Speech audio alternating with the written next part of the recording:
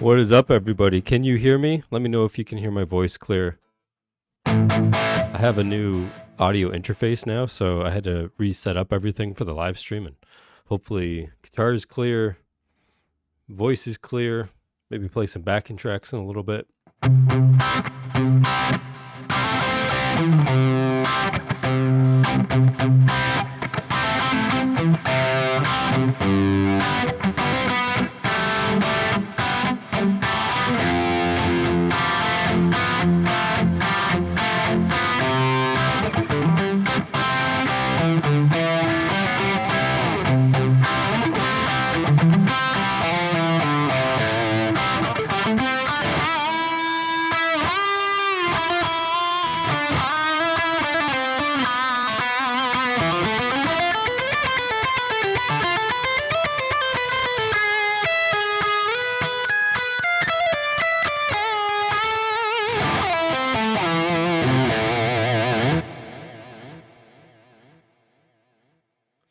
What is up, everybody? How's everyone doing tonight?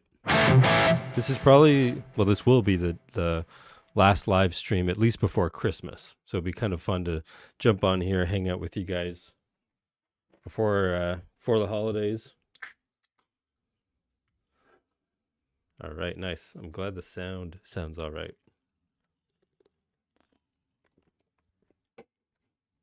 Yeah, I got a new audio interface, which I was excited about, for more mic inputs so that I can get more mics set up, especially for recording guitars. I want to start recording guitars with a couple mics on the amp, get that nice mixed sound. So slowly getting better and better tone.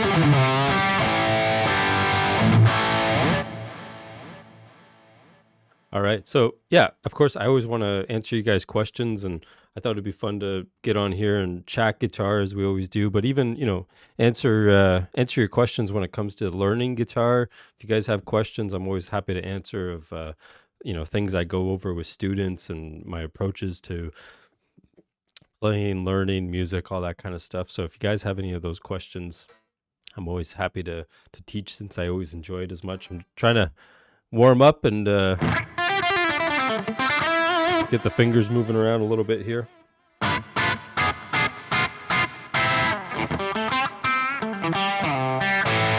No, unfortunately, this is not the Kraken right now, just because it's kind of late at night and can't use it right now. But I'm using the Neural DSP Soldano plugin.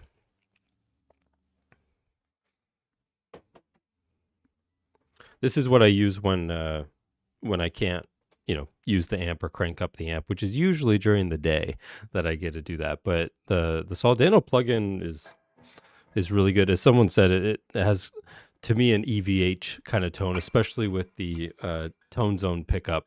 Very...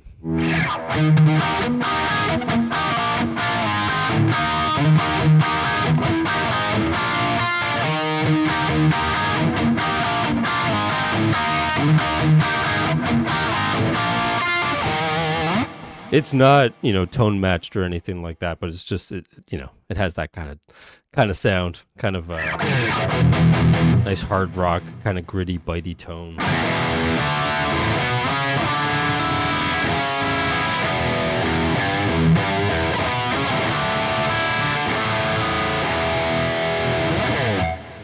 Anyone know that one?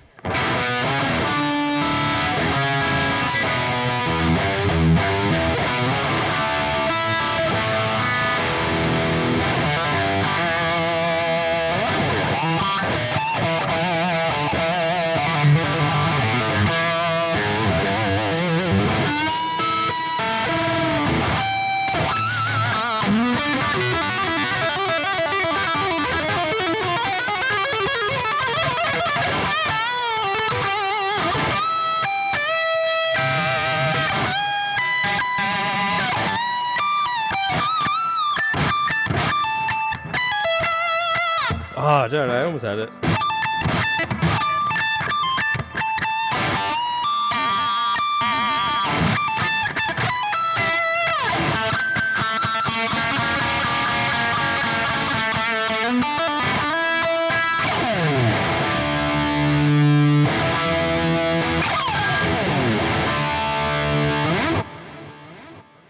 So happens that I'm using this right now. If it will, I don't know if it's if it's focusing or not, but I'm using the EVH Picks, which I don't know if you've tried these, but this is kind of surprising when I tried them because they're marketed as the pick that Eddie used, same style of pick that he used, and they're actually extremely thin. They're 0.6 millimeters, so quite a thin pick, usually used for strumming and stuff like that. So I was very surprised that Eddie uses super thin picks. So I've been using it this week to see if I can kind of get used to it, and I do like them. It's fun, but it takes some getting used to if you're used to more of like a shred style pick, a jazz style pick.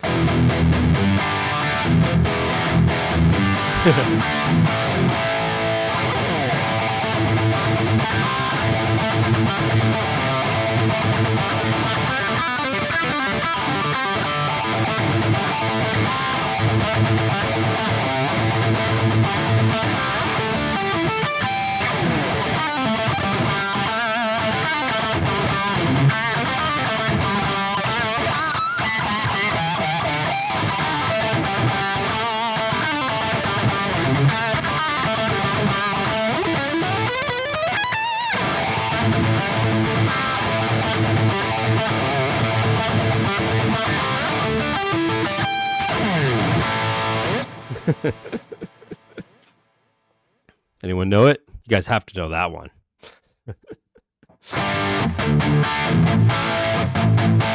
Sounds better though if you're tuned a half step down. Eddie's always a half step. Well, in the early years, he was always a half step down. So, it always sounds better. Unfortunately, this guitar is in the E standard. But...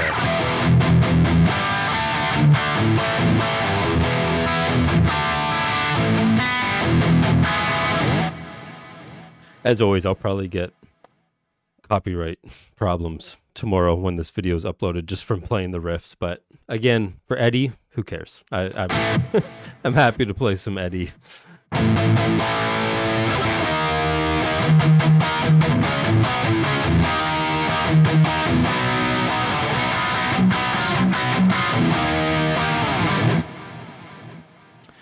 Gauge of strings I use 10 to 46 now.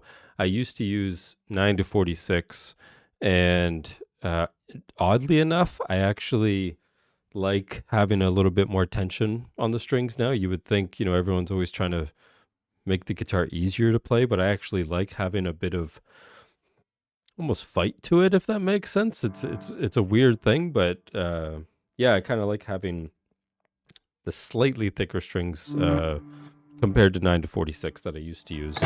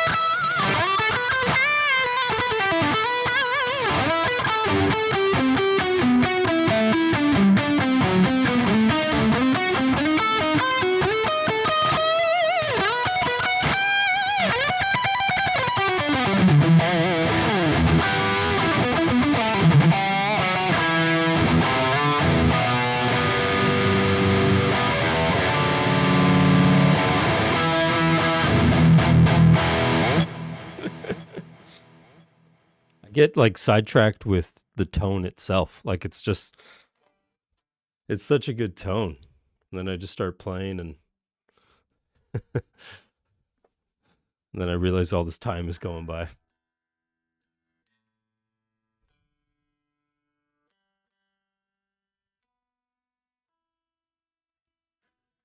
All right. Let's see what you guys are asking here.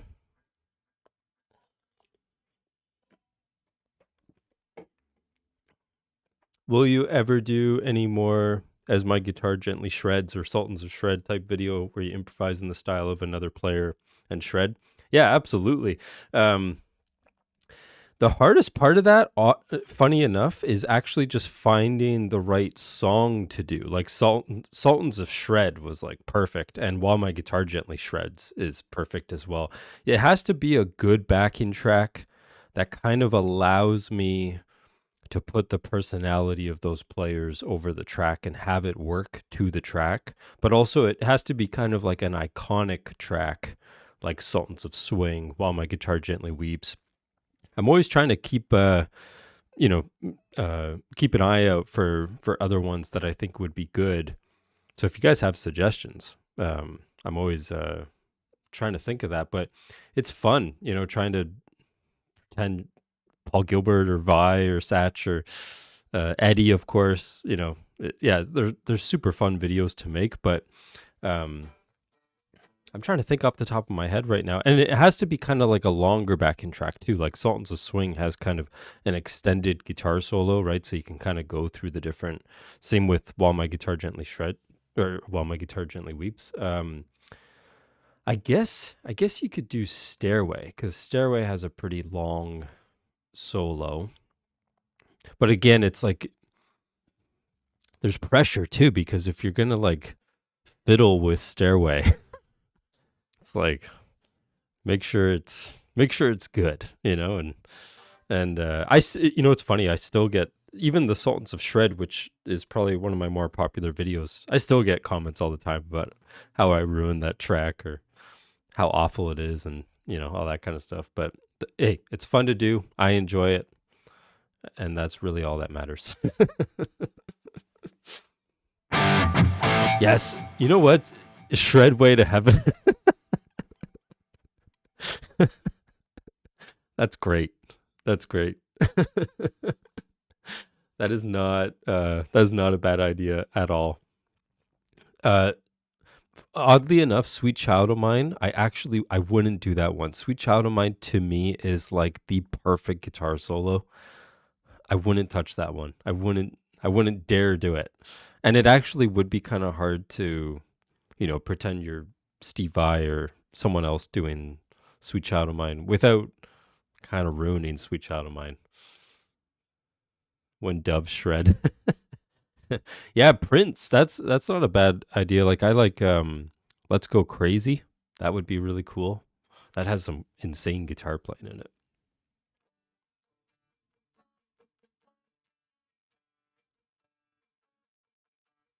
Yeah, Still Got the Blues would be cool. I kind of like when the backing track has a little more up-tempo energy, just because it kind of fuels it a little bit more, but not like that has to, be the case necessarily.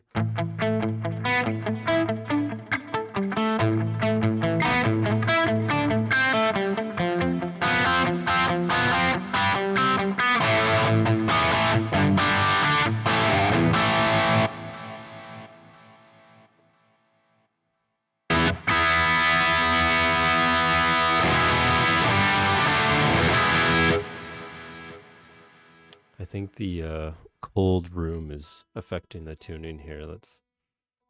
Let's get in tune before we start playing any songs.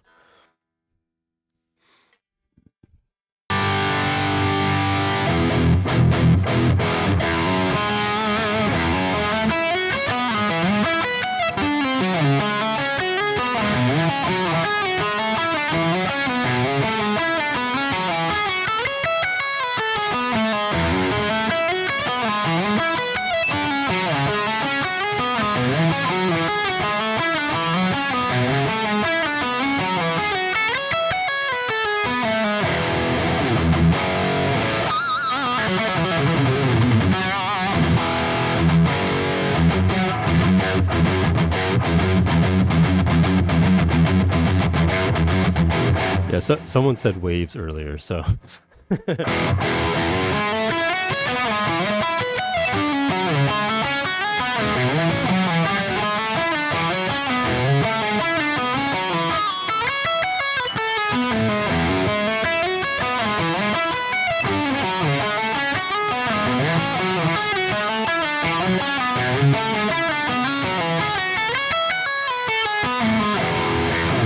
I'm surprised I remember that like half decent, just because that's one of those melodies. As you can see, it's like if you miss a single note, you're just screwed.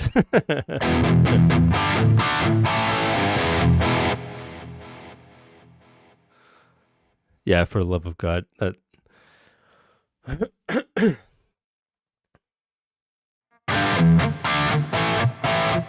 Not Derek. Are you in Toronto or are you in Canada? Just because it's freezing here tonight. Absolutely freezing.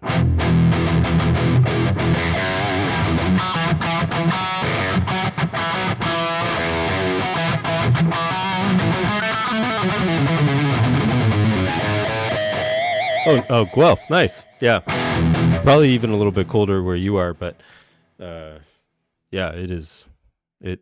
I was literally just saying to someone yesterday, I think, like, oh, we haven't had too cold of a winter so far, and then it's like, oh, jinxed it.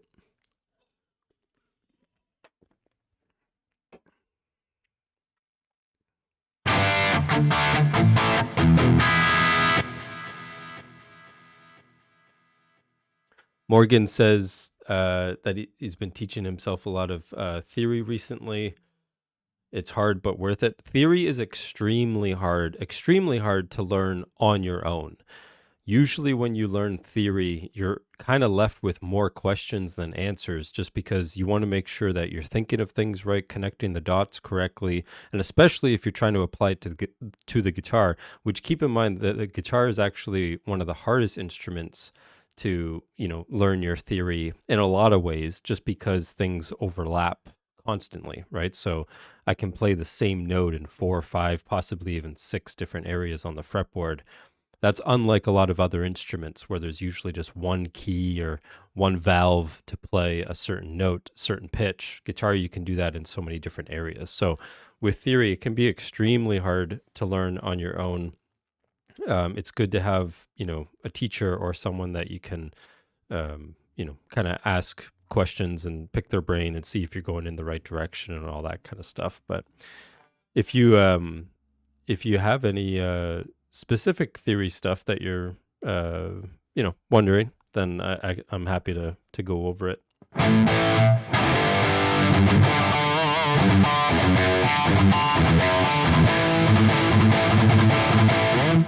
Someone said, where is it here? How do you memorize the neck? It's a great question. It's not an easy thing to do, but usually one of my main recommendations for memorizing the neck is there's so many different systems out there that people kind of preach when it comes to knowing the fretboard and different methods. My advice is actually learn as many of those as possible because the more perspectives you have for the fretboard, the better you can do it. So instead of being, stuck to the cage system or stuck to three note per string scales or triads or, all these different kind of systems, like try to learn all of them. I know easier said than done, but it does really help you really connect the dots around the fretboard. And you also have different ways of approaching the fretboard. So if I want to solo and kind of target chord tones, I can do so, using arpeggios and triads. If I want to whip around the fretboard with scales, I can use like three note per string scales to do so. And I can revert to pentatonic in any position if I choose to do that. So just meaning like if you have different perspectives, different systems, then it also does influence the way you play and the way you phrase, right? So I don't think there's a one size fits all to learning the fretboard. So the more the better.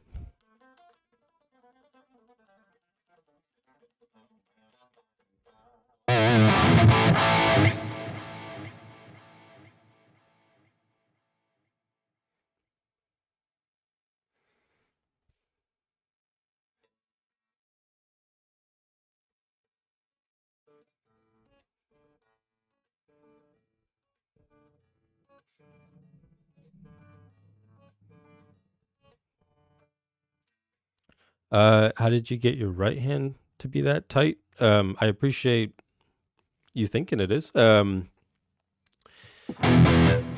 Well, what I would say is a lot of guitar players don't pay as much attention to their picking hand as they do the fretting hand. The fretting hand is often, you know, you're concerned about notes and shapes and techniques and bends and scales and all that kind of stuff. But the right hand, even though guitar players usually think about it maybe like 10% of the time, depending on the style, of course, it's really 50% of your guitar playing most of the time. So it's really good to isolate your picking hand and really practice it, with a metronome, doing different rhythms, proper muting techniques, and really make sure you have a strong picking technique, but not even picking technique when it comes to like speed and accuracy, but also just knowing how to tackle different rhythms and stuff like that, and knowing how to feel things so that when you're thrown a different rhythm, you know how to execute it. And you actually don't have to rely purely on feel. You just know how to execute that timing, if that makes sense. I go over a lot of that stuff on my Patreon page. So if you guys are interested, you can always sign up for a free trial to my Patreon page, because I post weekly guitar lessons there, and I always take requests and make videos from people's suggestions and stuff like that. But I go over a lot of technique stuff. I go over a lot of theory stuff, phrasing, improvising, all that kind of stuff. And yeah, like good. Again, the thing would be to kind of isolate the hands. So another thing with strong picking technique is a lot of people say, I want to get my alternate picking better. I want to get my alternate picking better. But what they don't realize is that sometimes their alternate picking is actually really good. It's the fretting hand that's a little sloppy and not keeping up properly with the picking hand. So what they don't realize is they actually have to get the fretting hand in shape, right? And you would do that with legato exercises. And so this is a tough thing to do, but any phrase or sequence or anything you're trying to play, I would usually suggest, and again, this is hard to do at first, is to divide the hands, meaning that, if you're playing a scale, play that legato.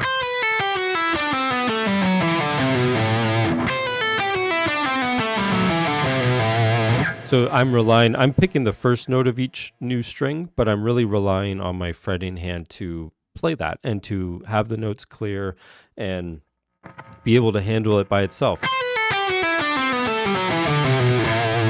Now, this is trickier sometimes, is divide the hand for the right hand and pick the right number of picks with strict alternate picking, without actually playing the notes. Mute the notes. Sorry.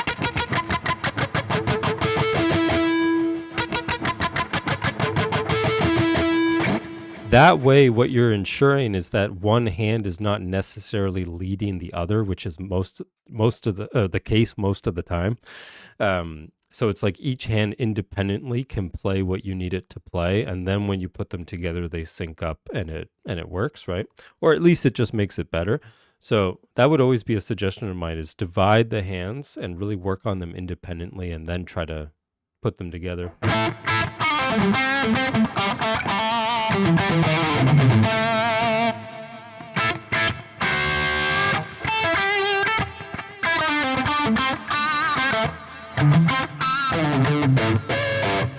What's the hardest solo I can play? That's a big difference to the question right there. Oddly enough, the solos that actually give me the toughest time most of the time are Eddie Van Halen solos. Even though he's like my favorite guitar player and I love that guy, it's so hard to mimic his feel and his swing and his sense of timing and everything that is so natural for him, that a lot of Eddie solos are very difficult to play because it's very, very difficult to kind of lock in with it the way he does, right? He has kind of a not odd, but he has such a like individual sense of timing that it's actually, it's way harder than people think when they listen to Eddie's stuff. Because again, he's such a incredible guitar player that he makes everything he plays look and sound easier than it is. And then when you go to learn it, it's like, why does this not sound anything like him?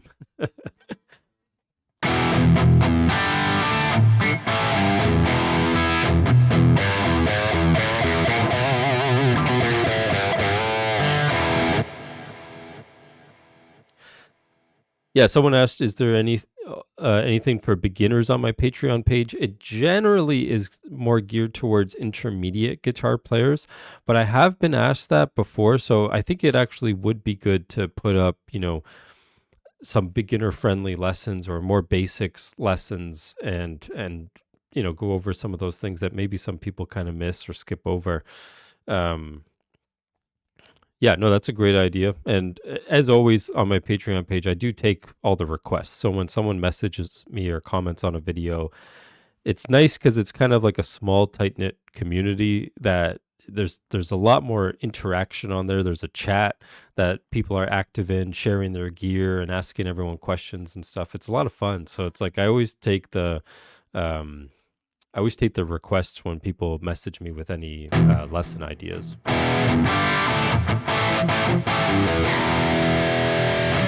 Oh, Big Bad Moon. I love that song. I don't...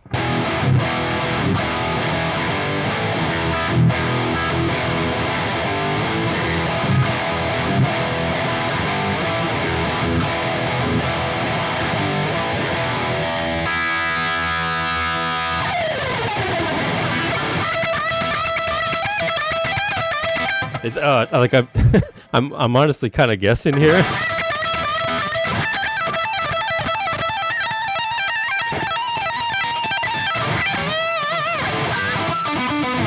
And then it oh darn, where's it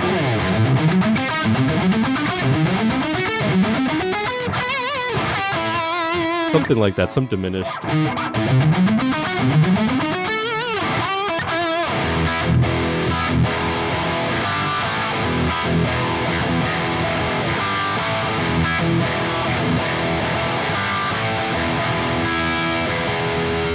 I think Flying in a Blue Dream is like one of my favorite Satriani albums. I used to listen to that like start to finish all the time. Love that one.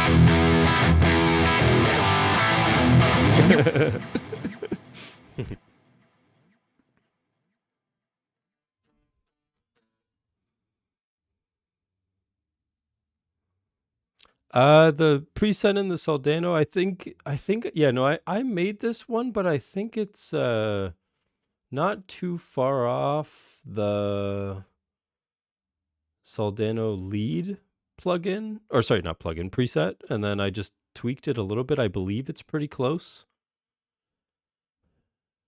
One thing I wish I could show you, I wish I could like share my screen right now, but one thing that's, makes a huge difference to tone. I can show you with sound, just can't show you in the screen here, but one thing that makes a big difference in sound is the microphone that you use on the cab and where you put the microphone. So for an example with this preset, it's using a SM57 and a Ribbon 121 mic, which is fairly standard. But listen, I just changed it, and I noticed a lot of the times I had to like really crank the treble or use an equalizer to boost the high end.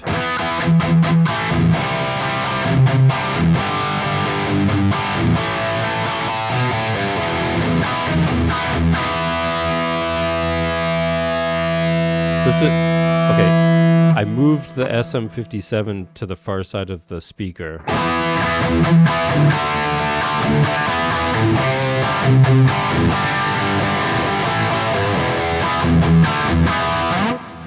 So the ribbon mic is still on the cone, but the SM57 is far to the side.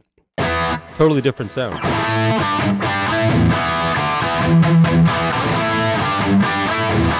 Now, if I move the SM57 very close to the center,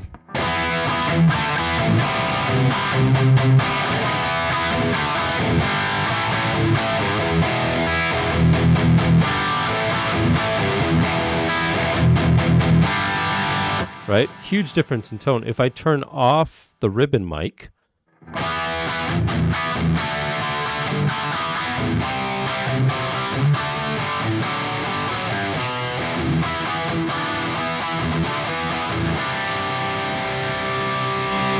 I turn off the 57.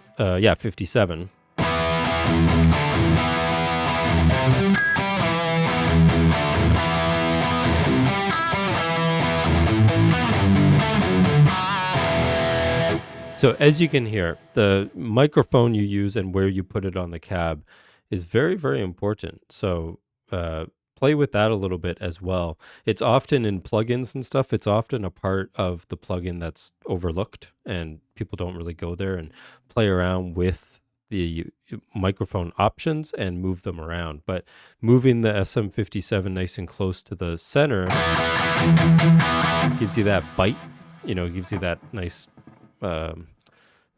it would be a little harsh by itself, but mixed with the other mic, it's nice and smooth.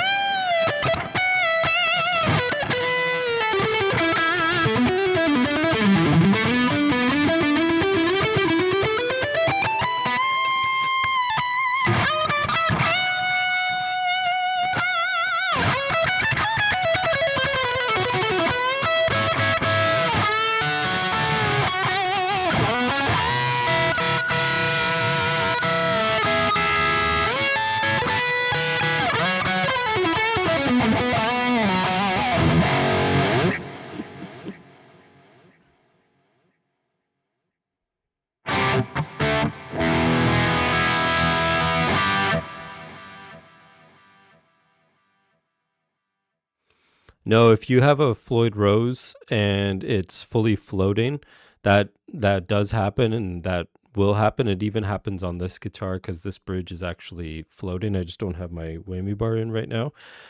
But yeah, so when you bend a string and you pull the string, the bridge will kind of lift up a little bit. And so unison bends or, where you bend one note and keep the other note will be harder, I would say, on those guitars, because you have to almost like counteract the bridge. And that's kind of why I also like EVH's setup, Eddie's setup, where he has a Floyd, but it's actually flush to the body. And so you can't go backwards. You can't lift the bridge or like raise the pitch, I mean. So it's sitting flush to the wood, almost like a stop tail bridge, but then you can still dive bomb on it, which is nice. So he kind of gets the best of both, but that nothing wrong with your guitar. That's the way it is. You could put more springs in the back of the bridge to make a little bit more tension if you like that feel, right? But it will make it stiffer when you use the bar.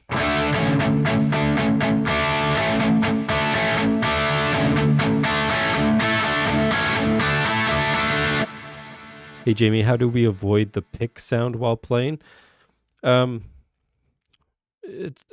depends how much you want to avoid, but it depends on the pick you use as well. So if you use a thick pick or a thin pick, and if you use kind of like a beveled pick or a sharp pick or more of a teardrop pick, like those are going to give you very different sounds.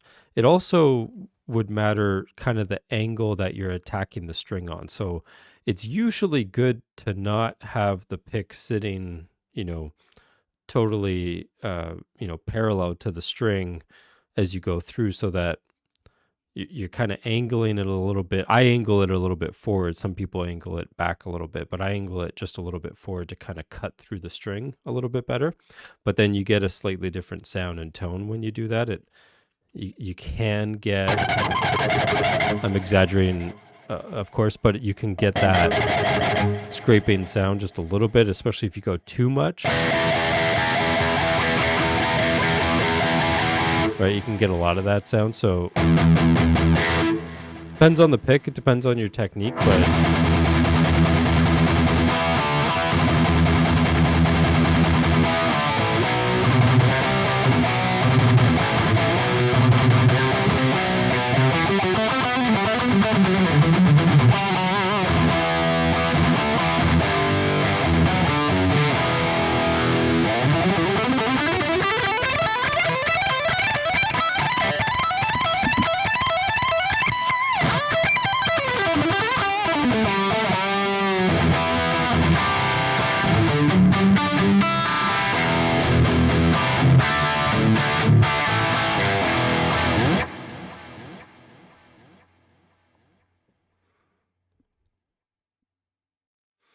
how do you move your left hand so fast during vibrato? Where is it anchored resting on the fretboard? Great question. And I actually did a lesson on, I don't mean to like keep promoting my Patreon page, I promise, but it's just that's where I post a lot of my lesson content. So like the vast majority of lesson videos is actually on Patreon. So I just mean I posted a video last week, I think, talking about vibrato and how it's often a technique that it's just like every other technique where to get it fast, it's like every other technique, whether you're alternate picking or sweep picking or tapping or anything, it's like you have to work it up to speed. It just looks like it's so much easier to do because it's a smaller movement. It doesn't look that hard to do, but start nice and slow. And always make sure you have it controlled and your hand doesn't freeze up or tense up, right? And just have it.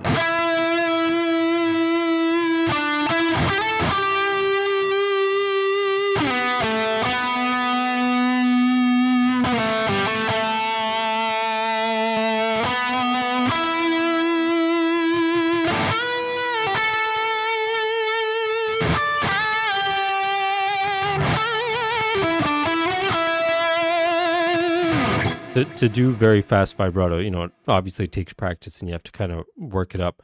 One thing that makes a big difference, though, like in all aspects of playing, whether it's chords, scales, everything, it actually matters a lot of the time what your thumb's doing.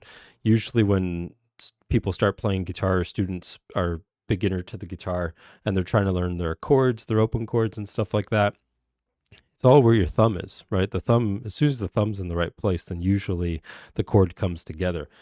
So generally, when I'm bending or vibrato, and honestly just playing most of the time, wherever my fingers are, so like let's say I'm in my pentatonic box here at 5 and 8 and A, and I'm playing.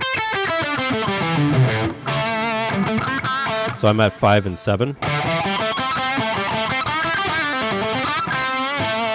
Notice my thumb is at 6. My thumb's always right in the middle of where my fingers are. You see a lot of players where their thumb's like, back here. And what's happening is your fingers have to like reach, and most of the time can't reach the notes that you're trying to go for because your thumb's just too far back, right? So I always have my thumb in the middle of where my fingers are. And as you can see, it creates this angle for my fingers where they're not pointing like this. Yes, there's all these videos on YouTube of people saying, "Hey, you always have your hand like this." That's not a thing. I would personally recommend against it. The only exception to that is if you sit with the guitar like this, then that can be a more comfortable position. But if you sit with the guitar on your right leg like me, I like having this, ergonomic grip around the fretboard. And then anytime I have to reach things, then I bring the thumb down to spread. So anyways, with bending and vibrato, if your thumb's not here, it's going to feel pretty uncomfortable and it's going to make your fingers work so much harder to get bends and vibrato than I think you asked are you rotating the wrist? And so if your thumb's up here, it's going to be more of a wrist motion, including bends. Obviously, my finger's pushing up the string, but I'm getting that help.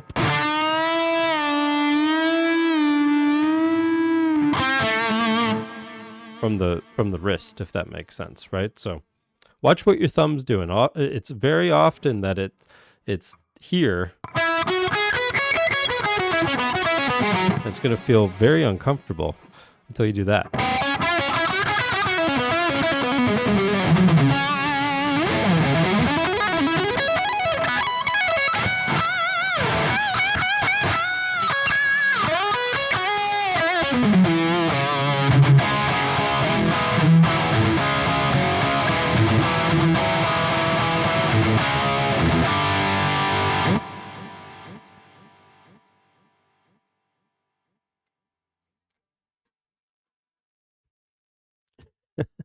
Who saw me play Eruption in grade 6? Who's this?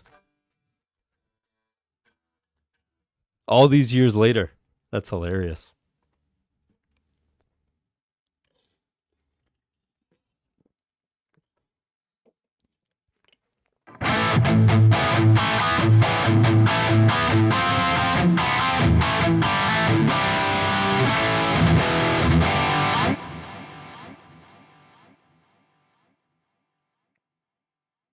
If you don't play with other people, then how can I apply note memorization?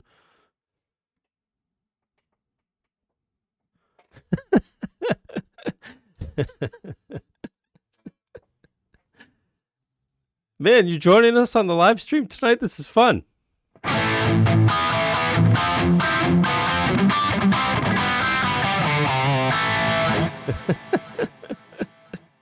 Man, you should come over. Just come over right now.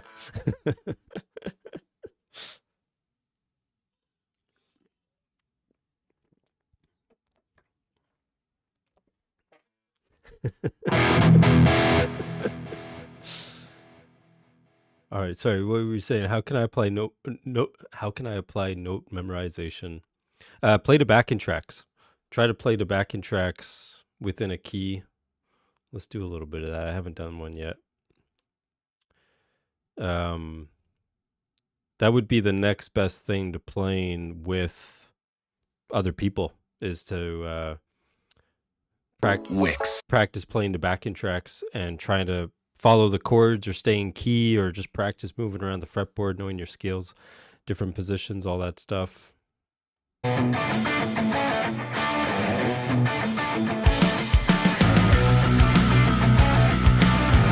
the next best thing to having a band.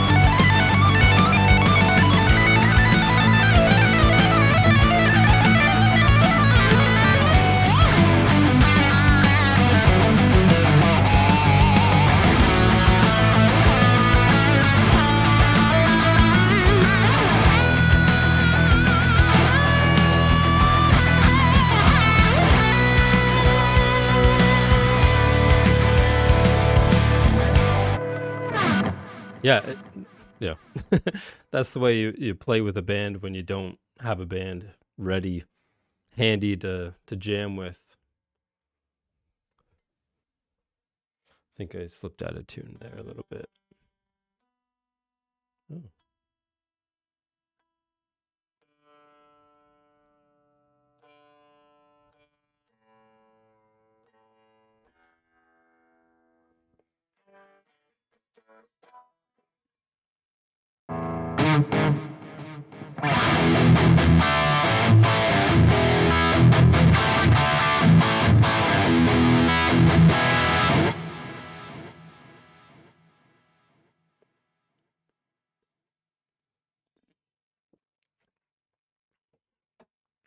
Yeah, actually, that's a great question. Do you play acoustic to work on? Well, I play acoustic not just to work on shred finger strength, but it's actually a great way to boost not only your fretting hand strength, but also your picking hand. There's more tension to the strings on an acoustic. So I actually found when I was teaching with the acoustic and even teaching, like faster stuff on the acoustic, I felt it made me a better alternate picker. You have a little more tension. You have to kind of fight the string a little bit more. So that actually is a great way to work on very solid alternate picking.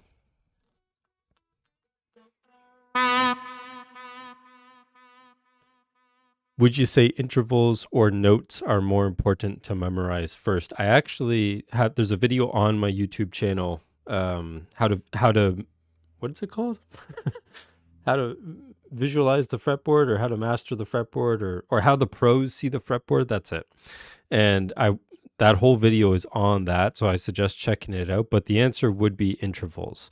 You want to be thinking intervals around the fretboard more than notes, because if I play an F sharp here, that doesn't actually give me any information or context of the scenario that I'm in, of what that means and how it relates to what I'm playing. Is it in the key? Is it out of the key? Is it in the chord? Is it out of the chord?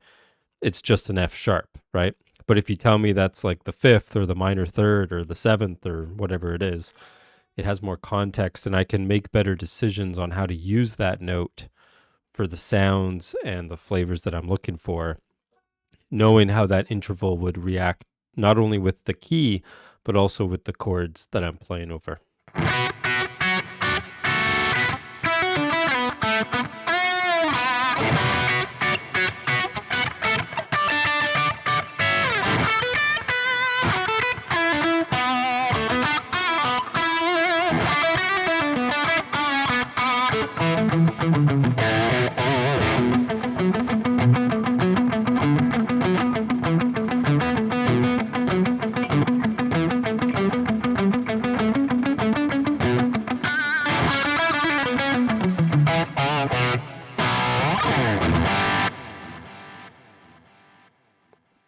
I don't dabble with a lot of alternate tunings, like, sometimes obviously go into a drop tuning.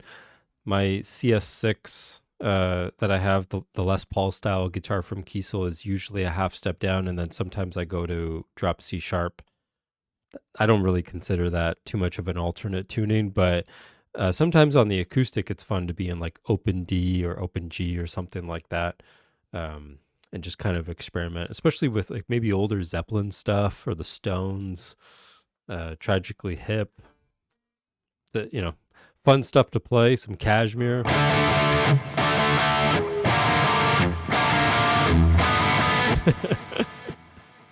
have to be careful. I'll probably get copyright problems just for doing that, but.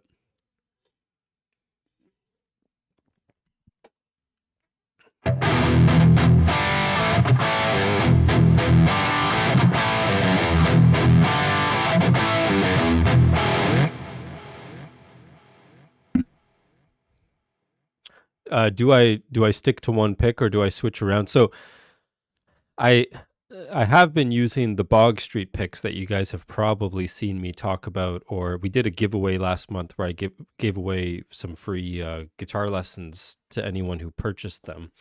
So I do really like those picks, and those are what I use most of the time. But this week I've just been having some fun. I'm hoping it will, I don't know if it will focus for you guys on this, but the EVH picks, which are kind of fun to. Will it focus? I don't know if it is or not, but playing around with the EVH just more for fun. But the Bog Street picks are what I use most of the time. As you can see, they have that hole in the middle, which is really nice for keeping your hand nice and relaxed as you're playing. And this is like kind of a sharper pick, almost like a jazz style. But as soon as I pick it up, see, it's like, as soon as I pick it up, it's just, it's so comfortable. It's so like ergonomic.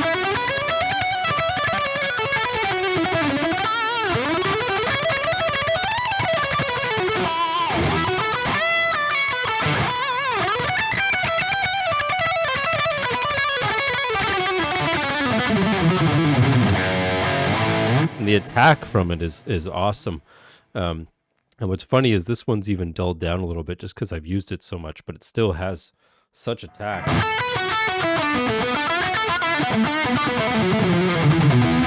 But it's nice because it keeps your hand relaxed while having that pick attack, right? So I don't feel like I'm gripping anything, but still get that attack. It's really nice.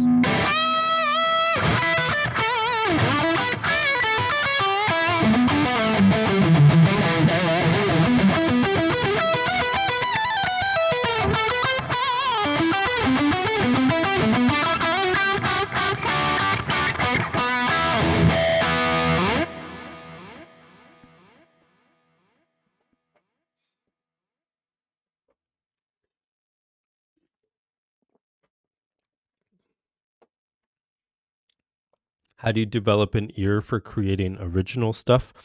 I've been playing for a long time and have a good grasp of a lot of techniques, but I struggle with creating original stuff. I'm going to generalize just because it's obviously different for everybody, but a lot of the times with creating original stuff, and I struggle with this all the time, is we overthink it. We overthink things. And some of the greatest guitar riffs, the greatest melodies, the greatest songs ever written are quite simple. And there's a certain, I talk to students about this all the time. There's a certain genius that goes into creating super effective but simple riffs. You know, people kind of scoff at, you know, a Seven Nation Army or a Come As You Are, or, you know, these riffs that are like really simple to play, but it's like, yeah, but no one else came up with it. Like it's original, it's unique, and it's effective. It's almost contagious how much it gets stuck in your head, right? It's really, really hard to do. So my main suggestion always is to just like keep it really simple and don't overcomplicate it. And if you come up with something that you like and sounds good, you don't have to do any more with it. It just can sound really good. So generally for me with songwriting, it's like when I come up with those practice etudes that I post,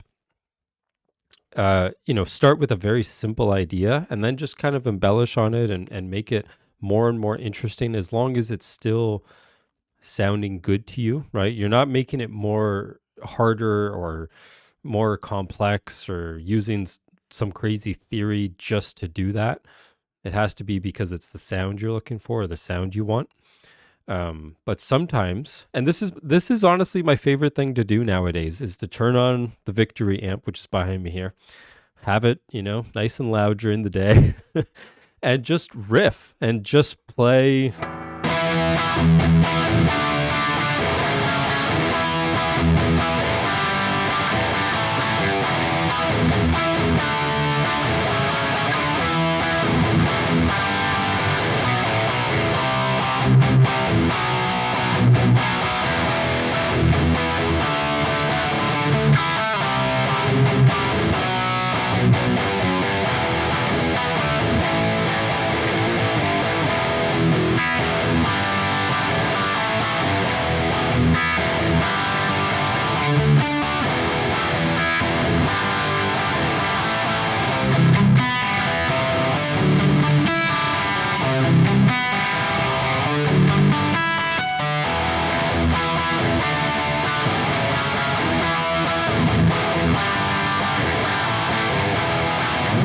So the point being, like, that's fun. First of all, it's just like a fun way of playing.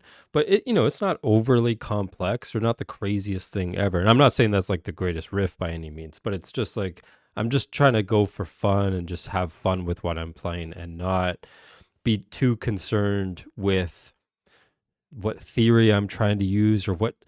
As soon as you start thinking about what technique you're trying to show off in the piece, then you've probably strayed away from just what sounds good, right? So one of the practice etudes I posted, I will forget.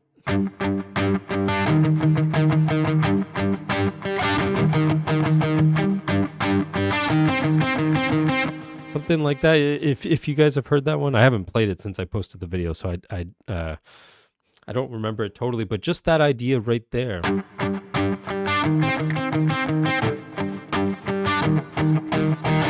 That's what that whole thing started with, was just those like two chords.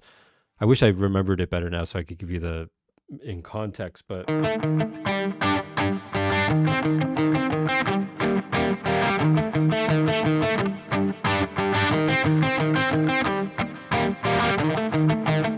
think it's that it started with. Just start with a very, very simple idea. Keep it simple. And sometimes just a couple notes or two chords. But yeah, just keep it really, really simple and just doesn't have to be the craziest thing ever. It doesn't have to be some like, Dream Theater song or anything like that.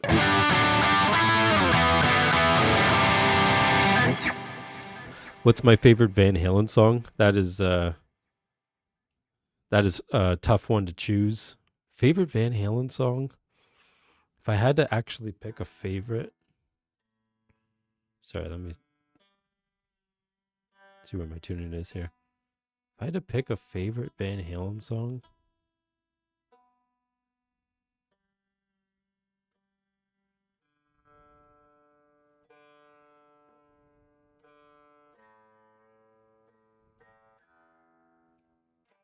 Oh man, that's tough.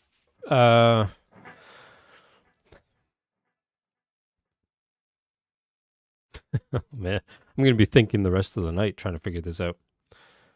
Favorite Van Halen song? I don't think I could just pick one because there's also so many different kind of styles that they have, but I like Little Dreamer, DOA. Those are some of the heavier ones. Dirty Movies is one of my favorites. That guitar riff is just so brutally heavy. Oh, I like what's the one I'm thinking of from 1984? I'll Wait. That's actually one of my favorite ones where Eddie's playing the keyboard. I love that song. I think it's awesome. Girl Gone Bad. That one's wicked. It's too hard to pick one, but there's so many good ones. Yeah, Fair Warning is just such an amazing album. Like Dirty Movies, Hear About It Later, which has one of the coolest guitar intros ever. Unchained, of course. Sinner's Swing, Push Comes to Shove. I'm just naming every track off the album at this point, but just the whole album is so good. Really? You think Diver Down is their best album? Hey, if you do, that's awesome. But like Cathedral is awesome.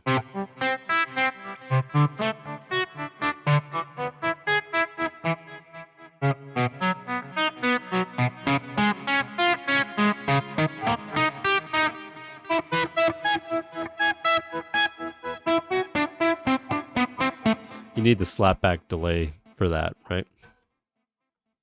I don't know if maybe I could figure that out here. Not like I even know the song all that well, but just for fun.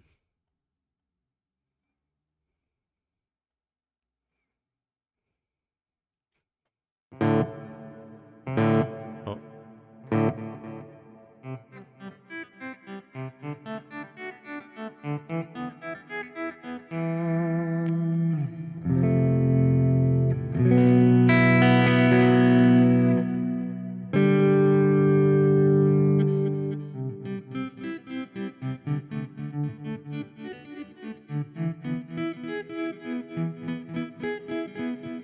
You have to find that right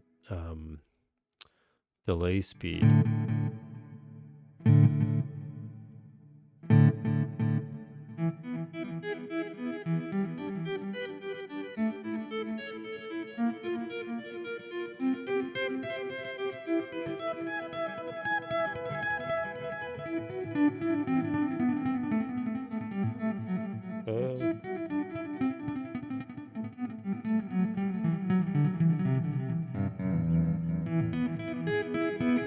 Yeah, I'm just like playing around with it right now, but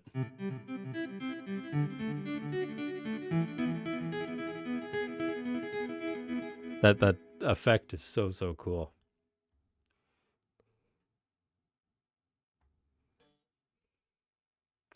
Yeah, Woman in Love intro is one of my absolute favorites. I don't know if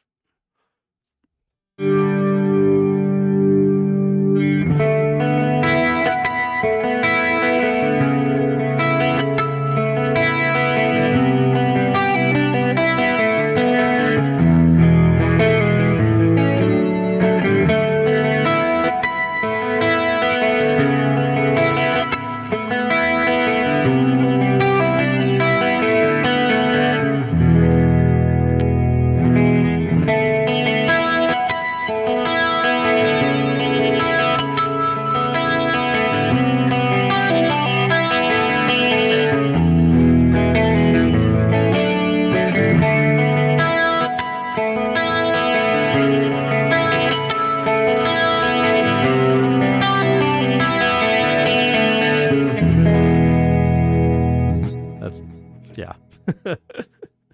It's one of the best intros ever.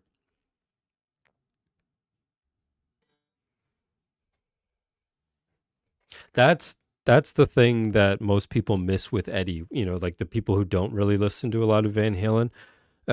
They think it's all just like, you know, whammy bar and tapping and stuff like that. But he is such a composer. He is such a musician to the core, and he has such an incredible ear for what sounds good. It's he's he's just such an amazing musician, guitar player. He's the full thing. He's the whole package, that guy.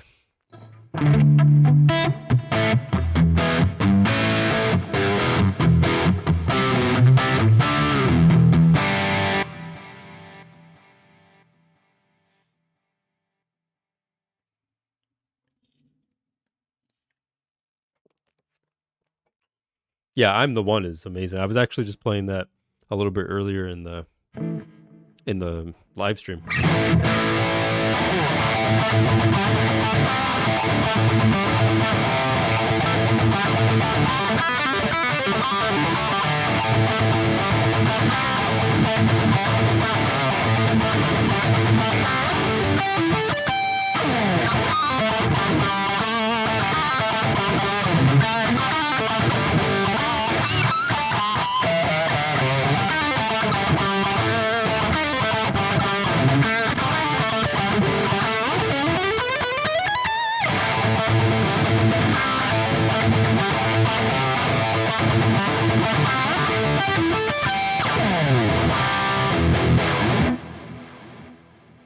Yes, it is.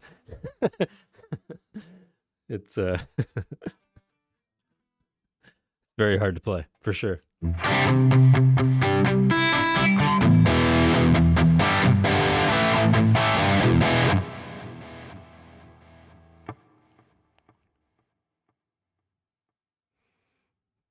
You know what's funny about the Hummingbird? I get comments about it all the time. It is an Epiphone. It's still a beautiful guitar, but it's an Epiphone. It's actually not even mine. It's my wife's guitar. It's just hanging in here, but yeah, it's not even mine. I do use it. It's a really nice guitar. I love that, but not mine. All right, let's do that last improv was fun. Let's do another one. Daily. All right, this one just came out a day ago, so let's hear how it sounds.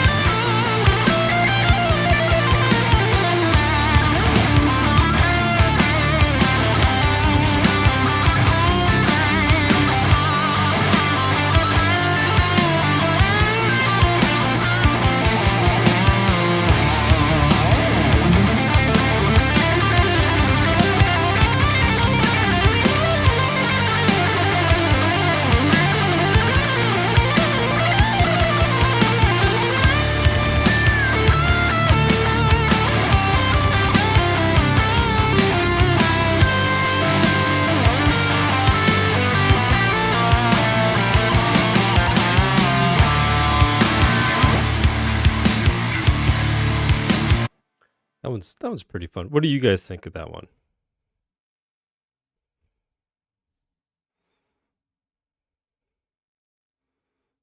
Oh, here's another new one. Elevated jam tracks, which is always a good one. Let's see what this is. By the way, I like to do this is what I usually do when I'm practicing this stuff is just put on backing tracks that I don't even hear ahead of time. I don't know what's going to happen. So a little thing on improv, by the way, is like a lot of people, they almost get too caught up in trying to think ahead of what they're playing. It's actually a really good thing to try to respond with improv. So I don't know what chords are coming next. I don't know what the progression is. I don't know how many things or how many times things repeat. So I have to kind of react to what I'm hearing and hopefully, use my ear training to be able to tell some of the stuff that's going on and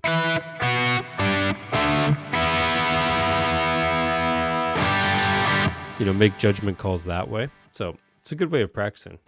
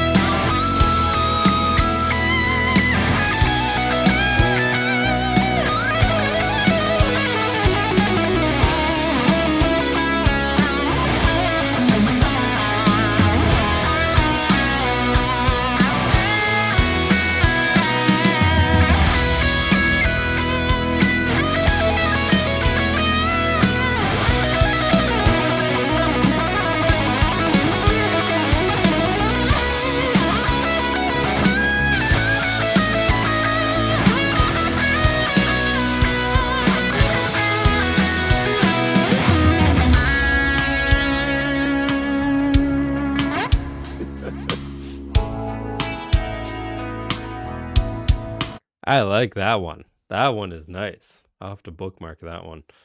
I thought I slipped a little out of tune, just slightly.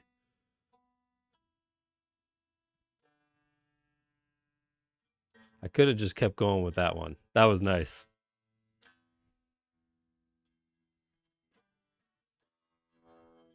All these bends.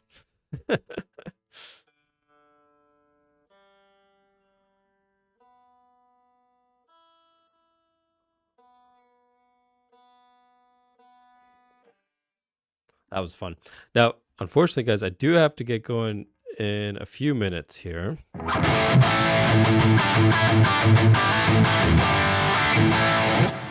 But if you guys have any questions or anything like that before I go, I'm happy to answer them. I have to get going soon.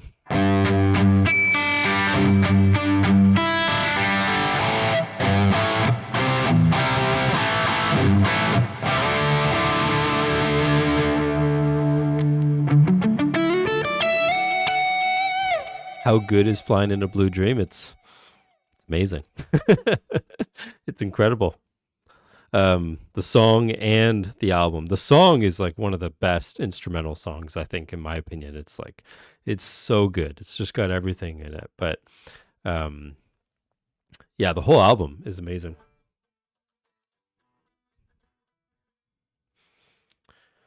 I'm using the Neural DSP Soldano plugin right now. Just for the live stream, it's more convenient.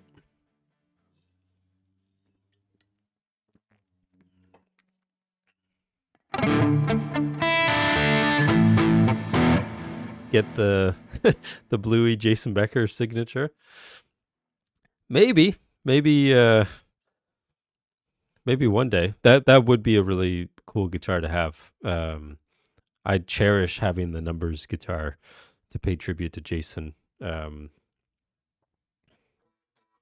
was I playing the other night? I was playing a little bit of his stuff for fun. Now I won't remember it too well, but yeah, he holds a special place in my heart. So.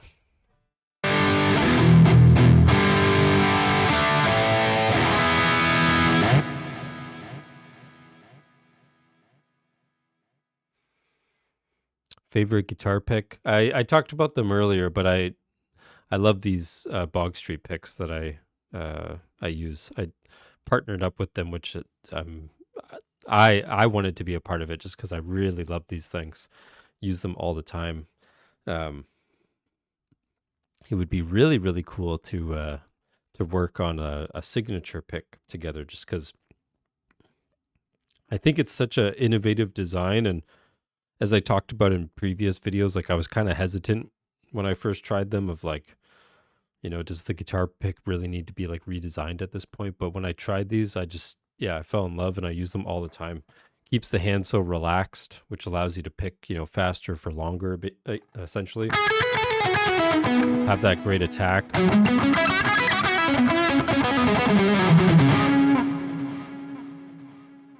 Yeah, the one I use, I always forget like the name of it. It's the Ultim Tac, if I'm not mistaken. I think is this one, but they last long and have a sharp tone to them. I really like these. If you're interested, I have an affiliate code that's in my a lot of my videos that I post with these. So you can, and the reason I say that is you can save 15% if you decide to try them. But I love these things. I use them all the time. Like literally, that's what I use all the time.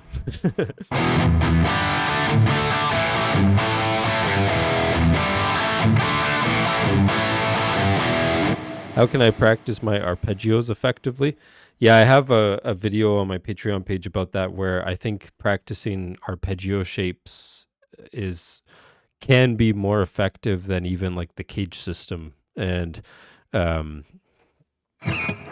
with the reason for that, just briefly, is like arpeggios, if we're talking about basic chords, are triads. So there's 3 notes in a triad, which means there's really only 3 positions to start from when it comes to arpeggios.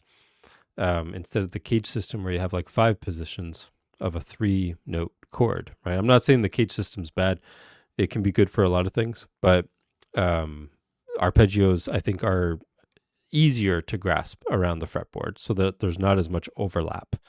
And then what I would suggest to students, if this makes sense to you, is to take your arpeggio shapes, the different inversions, and try to find your different arpeggios in the vicinity of each other. So like, triad wise, can you play C to F to A minor to G to D minor to E minor, A major, and just try to find them in vicinity. It's excellent fretboard exercise that way.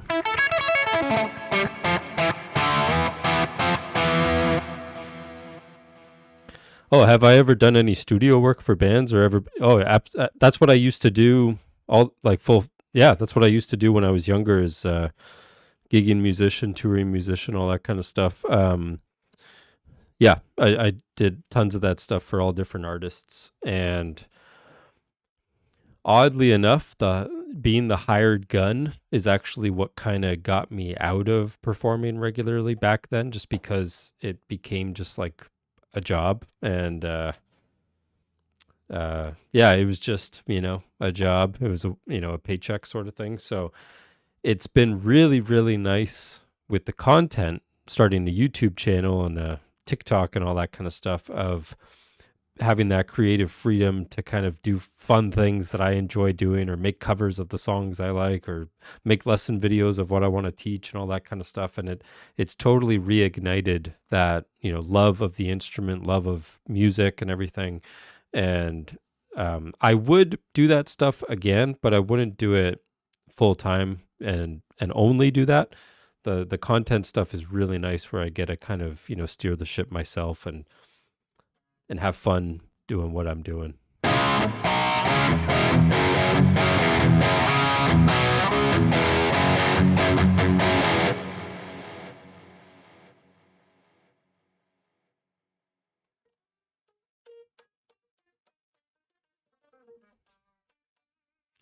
Small arpeggios or extended arpeggios. I would start with small. I would start with like little 3-string. And know your arpeggios across the fretboard on 3 strings, maybe F.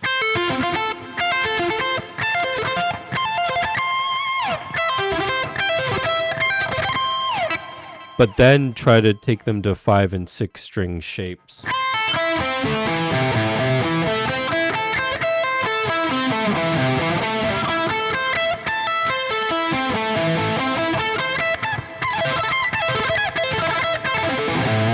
The nice thing with that is that the shapes are always in the same order. So no matter what like inversion I'm at, the next one, I don't really have to think about it after a while of which one comes next. It gets into muscle memory that way.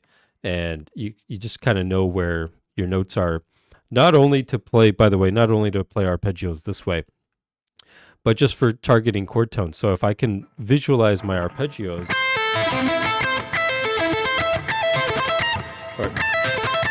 then whatever scales I'm in those positions,